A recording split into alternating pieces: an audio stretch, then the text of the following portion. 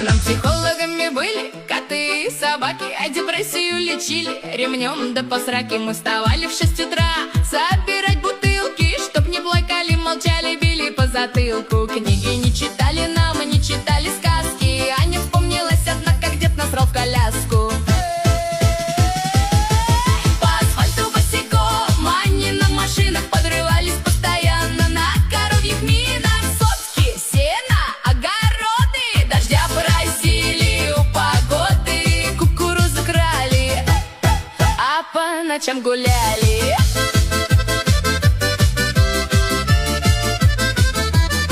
Вместо пластыря лепили слюнявый подорожник, приходили черные, как шахтер-художник.